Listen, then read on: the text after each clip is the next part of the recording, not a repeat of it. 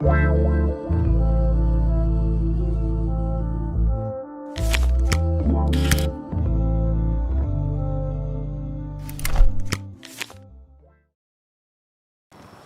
aujourd'hui la fête de la transfiguration du Seigneur. Jésus a été transfiguré sur le mont Tabor devant Pierre, Jacques et Jean. Il leur a fait ce don de le contempler dans sa divinité déjà d'ici-bas. La transfiguration elle-même est l'acte par lequel s'effectue une transformation qui permet de déceler la vraie nature de ce qui se transforme. En Jésus, sa nature divine est révélée devant les trois apôtres.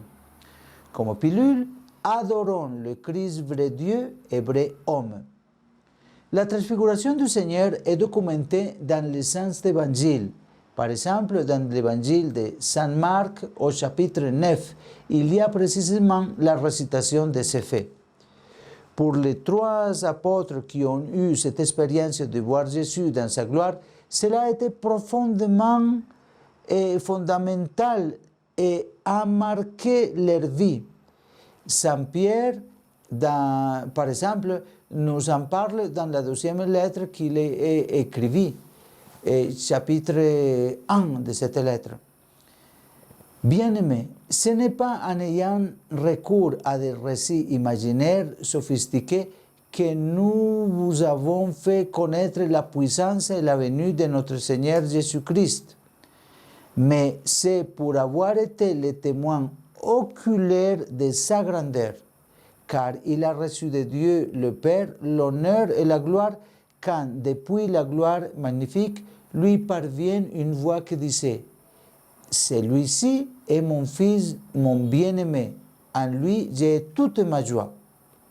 Cette voix, continue Saint Pierre, venant du ciel, nous l'avons nous-mêmes entendue quand nous étions avec lui sur la montagne sainte. Et ainsi le confirme pour nous la parole prophétique. Vous faites bien de fixer votre attention sur elle, comme sur une lampe brillante dans un lieu obscur, jusqu'à ce que paraisse le jour et que l'étoile du matin s'élève dans vos cœurs. Jusqu'ici, la lettre de Saint Pierre. Cette contemplation de la gloire de Dieu était destinée non seulement à confirmer dans la conscience des apôtres la nature divine de Jésus-Christ, mais aussi à les préparer à affronter avec courage la passion et la mort de Jésus. Tout au long de l'histoire de l'Église, le Christ Jésus s'est manifesté à des personnes exemplaires qui vivaient l'Évangile, comme par exemple Saint Paul, Santa Margarita Marie de Alacoque, Santa Rita de Cassia, San Antonio Maria Claret, Santa Teresa de Ávila, Chiara Lubick, etc. Ils ont contemplé la gloire de Dieu de leurs propres yeux.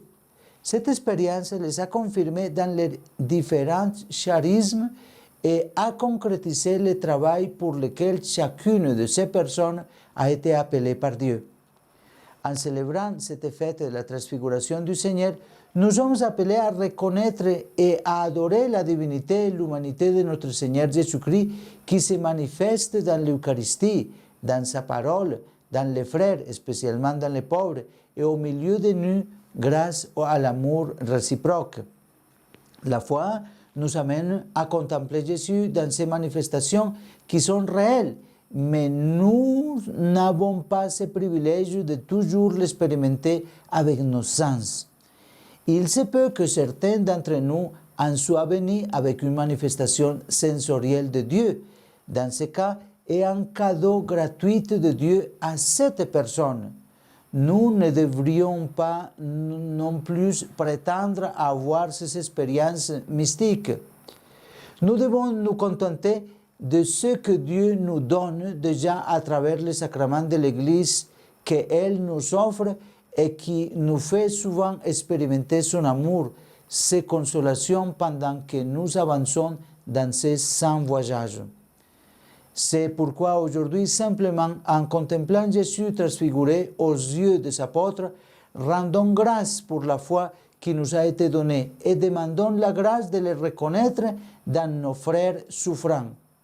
En même temps, demandons la grâce que peu à peu nous nous transformions en un autre Jésus, c'est-à-dire que nous laissions tout ce qui est propre à l'humanité ancienne, pécheresse, pour prendre l'humanité transfigurée par l'évangile vécu, par la parole de vie, c'est-à-dire transfigurée par l'amour de Dieu en nous. Ainsi, nous adorons le Christ, vrai homme et vrai Dieu.